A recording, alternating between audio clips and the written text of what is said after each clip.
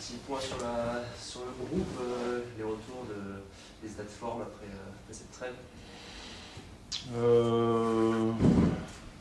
Effectivement, on a quelques garçons qui sont partis, qui ont pas mal joué, comme Simon Mounier et Nicolas Mondial, qui ont joué 2 matchs en 6 jours, je pense, même moins. Marco qui est allé en sélection mais qui n'a pas joué, mais qui s'est beaucoup entraîné, a priori, d'après ce qu'il nous a dit. C'est bon, quand on est troisième gardien, forcément, on a plus de travail, en entraînement notamment. Et puis après Bradley et Luc qui ont fait qu'un seul match. Donc Luc au début de la trêve internationale et Bradley plutôt, je crois que c'était lundi soir. Donc rien à signaler, tout le monde est bien rentré. Voilà, on a juste Axel qui s'est blessé dans la semaine parce qu'il a pris un mauvais coup à l'entraînement et voilà, il a repris que ce matin. Autrement, tout le monde est sur le pont. Voilà. Bradley était malade, Eric, c'est bon, c'est Bradley était un peu, ouais, je pense qu'ils ont eu un petit virus en équipe de France parce qu'il y en a pas mal qui ont été touchés là-bas. Et c'est vrai que quand il est déjà en match, c'est lui qui m'a dit qu'il avait demandé à sortir à la 50 et quelques, un peu avant l'heure de jeu parce qu'il ne sentait pas très bien. C'est vrai que quand il est rentré, on l'a laissé au repos le mardi. Et on lui a envoyé le docteur pour qu'il fasse un pont et tout ça. Bon, a priori, c'était rien de très très grave et c'est vrai qu'il a aujourd'hui récupéré complètement. Sur le coup, la question a été posée aussi par le coach. Il pense comment sélectionner les Jeux Olympiques pour cet été. Est-ce que tu as un avis là-dessus? Est-ce que le club le libérera si J'ai aucun avis parce que j'en ai pas du tout parlé, enfin en tout cas un avis club, je parle. J'en ai pas du tout parlé avec le club. C'est pas un sujet qu'on a abordé. Donc je pense que ce sera plutôt un sujet qu'il faudra poser à Greg Lorenzi. Voilà, après, je pense que ça parle beaucoup pour rien, parce qu'il y a beaucoup de clubs, ils ne peuvent pas se positionner tant qu'ils ne savent pas ce qui va se passer en début de saison. Est-ce qu'ils auront des matchs au moment des Jeux Olympiques? Est-ce qu'ils n'en auront pas? Donc ça va dépendre beaucoup de ça, je pense, en réalité. Après, je comprends les clubs qui ne veulent pas perdre 5-6 joueurs titulaires s'ils doivent jouer des matchs importants à ce moment-là. Donc c'est assez logique maintenant, après on verra bien. En tous les cas, on est un club qui n'était pas du tout, je pense, il y a quelques mois, susceptible de pouvoir donner des joueurs pour ce genre de compétition. Avec notre saison, peut-être que les regards ont changé aussi. Donc voilà, c'est plutôt... si c'est le cas, c'est plutôt valorisant en tous les cas pour le club. Tu parles de 5-6 joueurs pour un club, un joueur c'est raisonnable ou ça va être dans la limite En fait, ça dépend ce que tu dois jouer. Ça dépend si tu as un joueur pour le remplacer, ça dépend si... Voilà, c'est pour ça que c'est impossible de dire aujourd'hui notre position par rapport au fait qu'on ne sait pas ce qu'on jouera à ce moment-là ou pas. Enfin, donc j'espère qu'on n'aura rien à jouer et qu'on sera enfin avec plaisir. On pourra effectivement laisser un joueur s'ils en ont besoin. Après, c'est bien aussi s'il va, si c'est pour jouer, quoi. C'est pour être un joueur de rotation qui joue pratiquement pas. Il vaut mieux le garder, quoi. Voilà. Romain de Castillo. Oui. T'es pas sur le terrain ce matin? Il est à la maternité. Ah, bonne nouvelle. Je voulais pas en parler parce que je n'ai pas en parler avant. Ok. Mais bon, voilà, donc ça sert à rien peut-être de l'évoquer, mais bon, il n'était pas là et on attend un peu des nouvelles. En tout cas, on espère des bonnes nouvelles assez rapidement. Ok. Pour dimanche Je sais pas. Je suis capable de te dire. Je suis pas à la maternité, donc je sais pas. Voilà. Ok. Vous voyez tout, hein. Vous voyez tout, hein. On est sur les terrains, vous regardez. L'équipe qui va jouer, celle qui va jouer. C'est un travail, hein. C'est un métier, quoi. Hein? Tu vas jouer, c'est pas que tu peux nous réguler un petit peu sur les trucs qui vont Non.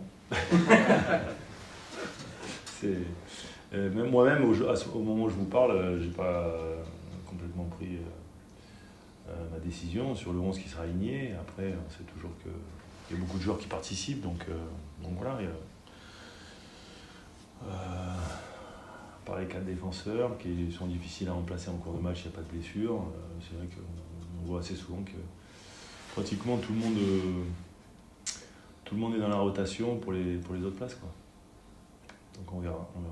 Et puis il y a un entraînement demain encore, donc on sait très bien qu'il peut se passer des choses. Donc ça ne sert à rien de se projeter trop en avant. On laisse Blue qui est suspendu. Ah oui, lui il va pas jouer, non, ça c'est sûr. Ça, c'est une bonne info.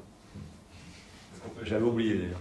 On peut être tenté de mettre Camori après sa prestation du match aller. La dernière fois, je crois qu'il revenait de sélection également. Je pense pas, non. Non, Non, je pense pas. Je pense qu'il partait juste derrière. En fait. C'est pour ça que j'avais sorti à la 70e ou je sais pas combien. Parce que je considérais qu'il en avait déjà fait pas mal et qu'en plus, ça aurait été terrible pour lui s'il s'était blessé dans ses 20 dernières minutes. Parce que des fois, quand tu es un peu euphorique et tout ça, comme ça s'était passé, tu peux toujours avoir un coup dur. Donc c'est pour ça qu'on l'avait préservé pour la fin de match et pour qu'il puisse partir dans des bonnes conditions faire la CAN. Voilà, c'est la question, tu avais surpris un peu Lorient en match aller en mettant en position un peu numéro 10. Ils s'attendent sûrement à ça ils sont Je sais pas, c'est une question qu'il faut poser aux Lorientais. Ils sont prévenus, qu'est-ce que tu pourrais refaire encore Tout est possible. De toute façon, en plus, il nous manque un joueur au milieu de terrain, donc effectivement, tout est possible. On réfléchit à tout ça, rien n'est encore acté. Et pour réagir sur Doumbia, est-ce que tu es satisfait depuis ce quadruplé, ce qu'il a montré sur les 3 mois? Est-ce que tu penses qu'il est toujours en progression? Depuis le quadruplé, on l'a pas eu pendant on l'a pas eu beaucoup, parce qu'il est parti à la CAN, justement. Donc, mais c'est vrai que je suis de toute façon très satisfait des. Aujourd'hui, on peut considérer qu'on a 5 milieux de terrain et qu'il y en a 3 qui jouent et toujours 2 qui rentrent. Et quels que soient ceux qui démarrent ou ceux qui rentrent, je suis très satisfait de leur rendement, de leur investissement. Alors après, il y a toujours un peu de frustration des fois quand on ne démarre pas ou quand on sort à la 60e ou à la 70e.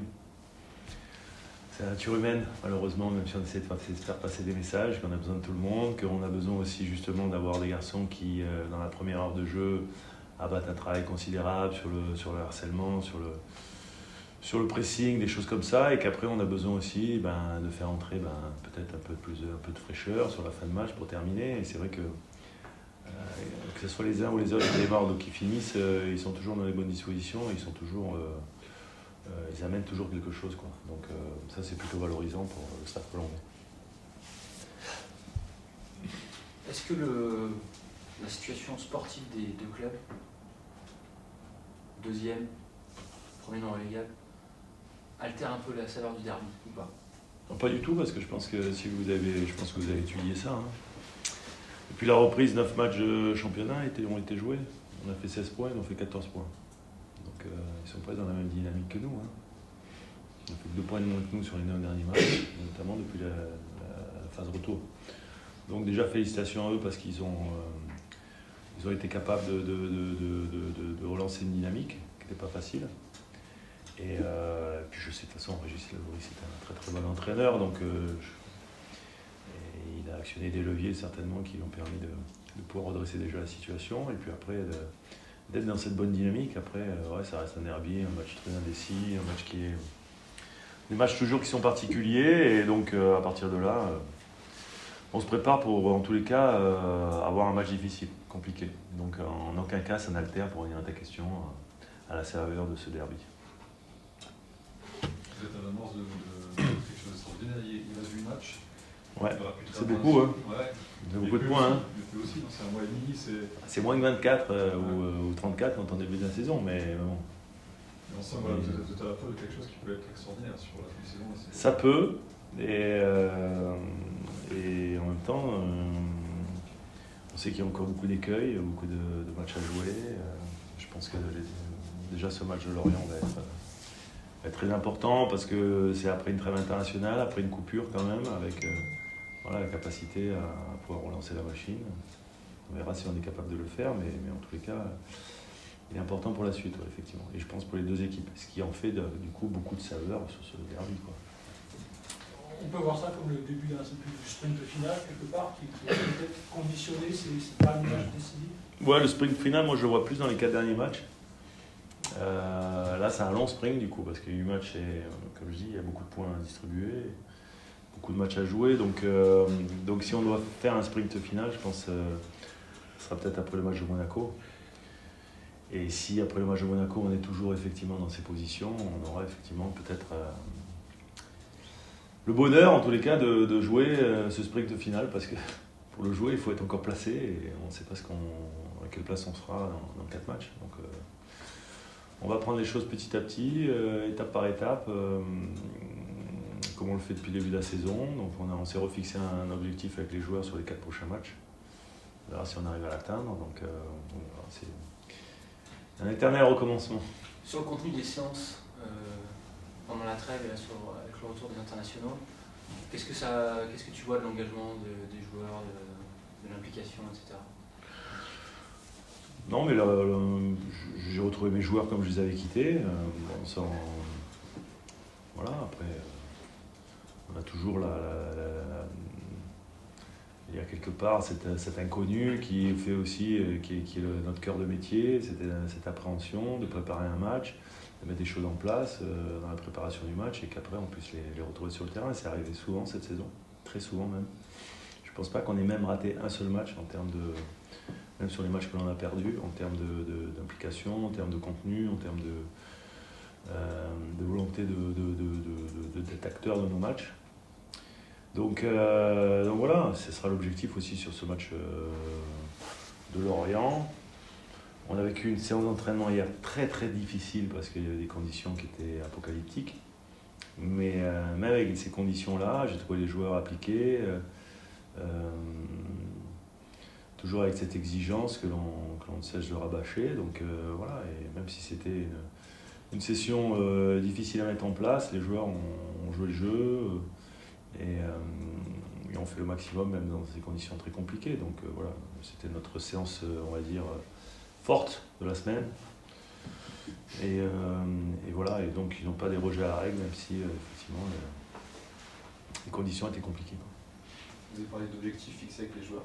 Quel est-il ? Est-ce que c'est en termes de points ? Est-ce que c'est en termes de jeu ? Non, c'est en termes de points, c'est toujours en termes de points, hein, parce qu'on se fixe sur des objectifs. On en a fixé, maintenant on est à notre 7e objectif de la saison. C'est toujours sur des séries de matchs de 4 ou 5 matchs. Souvent quand on était un petit peu, rythmé par les trêves internationales, mais on n'en a plus, c'était la dernière. Donc on a ces 8 matchs, donc on a scindé en deux les 2 blocs de ces 8 matchs. Et voilà, il y a un objectif de points que les joueurs se sont fixés, qu'on a validé, nous, staff. On n'a pas toujours validé les objectifs de points qui sont fixés parce que des fois, ils sont malins, ils savent que s'ils remplissent les objectifs, ils ont un peu plus de repos ou de vacances. Donc, bon. Si 4 matchs, 3 points, regardez, gentil. Donc, non, là, ils sont fixés un objectif qu'on a validé. Sur le dernier objectif, moi, j'avais rajouté un point parce que j'avais trouvé un petit peu. Pas manque d'ambition, mais voilà, ils voulaient plutôt s'assurer. Et j'avais rajouté un point et on en a fait 2 de plus que ce qu'on avait projeté, donc c'était plutôt bien. Donc ça faisait 3 de plus par rapport à ce qu'eux ils voulaient. Voilà, c'est ça. Okay. 3 de plus, ouais, Merci. Donc on fait un bac scientifique. Même pas. Et donc voilà, non, c'est bien. Je crois que c'est important que les joueurs soient complètement, j'allais dire, intégrés aux objectifs, que ce soit même eux qui les fixent. Et après, c'est à eux de les remplir. Donc même si on est là pour les aider, quoi. Depuis le début de saison, ils réussissent toujours à... Sur les 6, il y en a eu un seul qui n'a pas été validé. Donc il y a eu 6 objectifs qui ont été fixés sur des séries de matchs. Il y en a 5 qui ont été largement remplis. Et il y en a un qui n'a pas été validé, c'est quand on a fait l'enchaînement de 3 défaites. Avec Paris-Monaco, là. Avec Lille, Paris, Monaco, effectivement. Lille, Monaco, Paris, plutôt dans ce sens. Je crois que c'était ça. Ouais, c'est ça.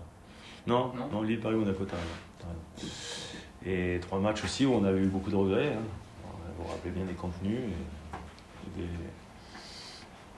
des j'allais dire, c'est pas des anecdotes, mais plutôt ce qu'on a vécu dans ce genre de match. Donc voilà, mais après, voilà. Donc globalement, je crois que sur les 6 objectifs, il y avait en total, au global, il y avait 38 points qui avaient été validés par les joueurs et nous, le staff, et on en a fait 47. Donc ça veut dire qu'ils ont fait 11 points de plus que depuis le début de la saison, que ce qui était projeté. Donc c'est vrai qu'à un moment donné, comme ils ont gagné beaucoup de demi-journées de repos supplémentaires, il a fallu passer à la caisse pendant la trêve. Hein. Parce qu'à un moment donné, si tu promets des choses, il faut aussi les tenir. Ça fait 9 points, donc toi qui tombes une carotte, et pas 11. Ah, pardon. Oui, 38, 47, ouais, 9 points. Ouais. 9 points. T'as raison. Bien. Je vois que tout le monde suit, c'est bien. Et moi, j'ai fait un bac scientifique, tu vois, mais bon, je suis capable de pas être capable de faire une soustraction correcte. Donc voilà, espérons que ça dure, tout simplement. Tu parles de points d'objectif, est-ce qu'il y a un objectif de place aussi? Est-ce que à aborder le final C'est lié, en fait, c'est souvent lié à un nombre de points, c'est lié un peu à une place plus ou moins. C'est difficile parce que quand tu regardes les historiques de championnat 18 clubs, tu regardes l'Allemagne par exemple sur les dernières années, bon bah, je sais pas, 50 points, ça t'assure peut-être d'être, je sais pas, dans les 9e, 10e, tu vois. 55 points, 56 points, tu as des chances d'être dans les places européennes. Donc, mais en fait, les championnats sont très disparates dans le sens que ça dépend si vous avez vraiment une équipe qui domine, comme c'est le cas chez nous, et que toutes les autres équipes se tiennent. Donc ça distribue moins de points aussi. Donc c'est pour ça que c'est difficile. C'est pour ça que c'est difficile le premier objectif des joueurs, c'était déjà de faire 42 points pour avoir un maintien plus tranquille que l'année dernière. Donc là, ils se sont fixés un deuxième objectif avec des points supérieurs. Il y a aussi la volonté de rester une des meilleures défenses du championnat, dans cet objectif-là. Mais après, de dire une place, aujourd'hui, c'est un peu compliqué parce qu'on ne sait pas trop. Moi, j'ai vécu à Nice un maintien très compliqué chez la dernière journée en faisant 46 points. Donc Monaco est descendu une année avec 44 points. À l'époque, c'était 20 clubs. C'est pour ça qu'on dit toujours à 42 points, t'es sauvé. Cette année-là, t'étais pas sauvé. Puis inversement, l'année suivante, avec 36 points, t'étais sauvé. Donc tu vois, c'est toujours difficile de tabler sur des places. Donc c'est plus simple de le faire sur des points, quoi. Mais bon, on sait très bien que si on atteint notre prochain objectif, on sera effectivement capable de lancer un sprint final. Est-ce que on en est loin pour l'instant. Est-ce que vous sentez une hargne différente de Martine du fait de ses racines uruguayennes? Et est-ce que aussi dans sa mentalité dans le vestiaire, il y a quelque chose de différent? Ça, en tous les cas, sa grinta, j'ai envie de dire, parce que c'est un Sud-Américain. C'est vraiment quelque chose de très marqué sur les joueurs sud-américains, notamment les Uruguayens, les Argentins, qui sont moi en tous les cas des joueurs et des nationalités que j'aime bien parce qu'ils sont souvent marqués du sceau de cette agressivité, mais dans le bon sens du terme, de cette grinta, de jamais rien lâcher. Et c'est pour ça qu'on est très heureux de ce qu'il fait avec nous depuis la saison, même si tout le monde est conscient et lui-même qu'il aurait peut-être mérité d'avoir marqué un peu plus de buts. Alors donc j'espère que dans les derniers matchs, il va comment dire, gommer cette anomalie, parce que c'est vrai qu'on est tous conscients qu'il aurait mérité plus, qu'il n'a pas été souvent chanceux, lui, mais aussi Jérém, qui a frappé beaucoup les poteaux. Donc voilà, en tous les cas, on leur souhaite à eux trois, parce qu'il ne faut pas oublier Steve, d'avoir un peu plus de stats, parce qu'on sait que quand on est des attaquants, on a envie de marquer des buts, quoi, tout simplement. Donc voilà, mais en tous les cas, dans le vestiaire, c'est un garçon très calme. C'est pas du tout la mentalité qu'on peut retrouver sur le terrain. Il est vraiment je pense que c'est un très bon coéquipier. Et d'ailleurs, il était adoubé par tous les joueurs, parce que moi, c'est vrai, quand Greg Lorenzi en début de saison m'a dit qu'il avait possibilité de le faire revenir, forcément, j'ai sondé un petit peu le vestiaire. Et tous ont été dithyrambiques par rapport à sa mentalité, et son investissement, et ses qualités mentales. Donc ça, c'est vrai qu'on savait où on allait à ce niveau-là. Après, voilà, il y a des saisons où on est un peu plus en réussite que d'autres. Je pense qu'il avait été plus en réussite sur les 6 mois qu'il avait fait ici. Mais bon, la saison n'est pas encore terminée. Donc, on peut toujours espérer. À propos de Jordan Mavi, dans quel état de forme il se trouve là? Est-ce qu'il a une présence en groupe à court ou moyen terme? C'est possible? La problématique de Jordan, c'est que il a été blessé assez longuement. Là, il revient dans le groupe depuis 2-3 semaines. Il a fait un match amical qu'on a joué contre Concarneau avant de partir quelques jours et d'avoir quelques jours de repos. Il revient à un bon niveau, je trouve. Il n'est pas ennuyé par sa blessure au mollet, qui est toujours une blessure difficile, compliquée. Maintenant, la problématique, c'est qu'on a fait venir aussi un garçon de l'AS Monaco en prêt, comme on l'avait fait avec Bradley l'année dernière, qui s'appelle Antonin Cartillier, je pense que vous êtes au courant, et qu'à un moment donné, sur un banc, c'est compliqué de mettre 2 latéraux gauche, parce qu'il y a d'autres aussi postes à doubler. Donc, il faut faire des choix à chaque fois, il faudra faire des choix. À partir du moment où il sera complètement, à notre sens, à 100%, il faudra qu'on fasse des choix entre Antonin et lui pour être sur le banc si Bradley est en forme et qu'il continue à performer comme il le fait. Ça passe pas du tout par du temps de jeu en réserve, notamment. C'est compliqué parce qu'aujourd'hui, alors, pour des joueurs comme Jordan, par rapport à son expérience, par rapport à son âge, c'est toujours des choses moi je propose aux joueurs en fait. Je leur dis, nous, on aimerait bien et on pense que c'est bien que tu ailles faire un match. Mais je les oblige pas parce que je sais ce que c'est aussi d'être à son âge, par rapport à sa carrière. Puis en plus, tu joues en 1-2, là tu joues en 1-R1 quoi. Donc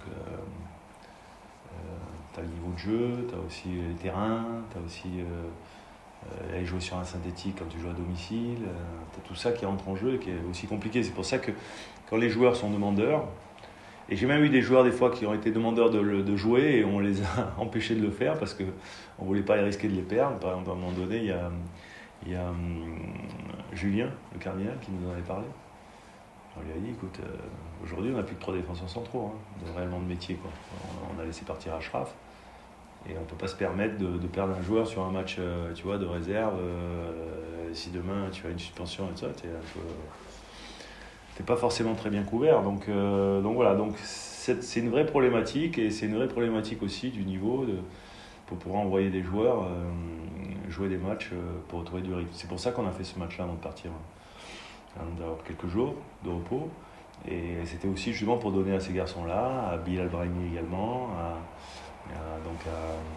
Antonin, à Adrien Lebeau, bien sûr à Jordan et à d'autres, à nos gardiens, d'avoir quand même un match. Un match, ça reste un match, même si c'est un match d'entraînement. C'était un match d'entraînement réel. Il y avait nos joueurs qui jouaient assez peu, et de leur côté également. Donc voilà, c'était aussi une question de gestion d'effectifs et de gestion de forme, tout simplement. Sur le 18, juste qui joue le quart de Gambardella. Ouais. J'imagine que vous avez un petit peu dessus. Bien sûr. Vous en parlez pas mal de jeunes, justement, depuis le début 2024. On en voit pas mal. Notamment par rapport au départ d'Achraf Dari, j'imagine, au secteur défensif. Quel est votre regard là-dessus sur les jeunes qui viennent, sur leur investissement, sur l'expérience que ça peut donner? Plutôt très bien, et notamment alors dans ce secteur de jeu, on a vu au moins 3 ou 4 garçons, et que ce soit Raphaël, que ce soit Tommy, que ce soit Paris qui est venu aussi, qui est un jeune joueur, et les 3 qui sont venus sur des postes là comme ça de défenseurs centraux, je pense qu'ils ont tous un avenir devant eux s'ils continuent à être sérieux, bien s'entraîner et à montrer la mentalité en tous les cas qu'ils ont montré avec nous quand ils sont venus s'entraîner. Donc plutôt convaincant. Voilà, il y a d'autres joueurs, d'autres jeunes qui sont venus et qui nous ont fait aussi une bonne impression. En tous les cas, qui ne baissent pas le niveau de jeu dans l'entraînement, et ça c'est important pour nous. Donc voilà, en tous les cas, la mentalité est là. Le travail, l'investissement aussi qu'ils y mettent, elle est aussi là, présente lors des entraînements avec nous. J'ai envie de dire, bon, c'est un peu le minimum, parce que s'ils arrivaient un petit peu blasés, l'entraînement avec nous, déjà, ça serait un mauvais signe, quoi. Mais bon. Donc voilà, c'est plutôt bien. Et puis après, bien sûr qu'on les suit, bien sûr qu'on leur a fait même une petite vidéo d'encouragement pour le match. Donc nous, staff professionnel, on est aussi, bien sûr, je crois que la Gambardella, ça reste une magnifique aventure, une magnifique compétition. Si on a la chance d'aller loin, c'est des souvenirs qu'on garde, je pense, à jamais. Donc ils en profitent tout simplement, c'est le message qu'on veut leur donner, qui croient qu'à plein dedans dans ce match, qu'ils en profitent, qui jouent leur chance à fond, et puis voilà, et puis après on verra s'il y a une bonne surprise à la fin. Vous, c'est à Nice, que vous avez fait au début en entraînement professionnel. Ouais. Si vous pouvez vous mettre un peu à leur place, vous avez des conseils à leur donner sur la pression, notamment peut-être de jouer avec des pros, tout ça sur les premiers. Sur les entraînements ? Non, je crois qu'il faut rester soi-même. Moi, je m'entraînais quand j'ai commencé, les premiers entraînements avec les pros, c'était, je me rappelle, une préparation.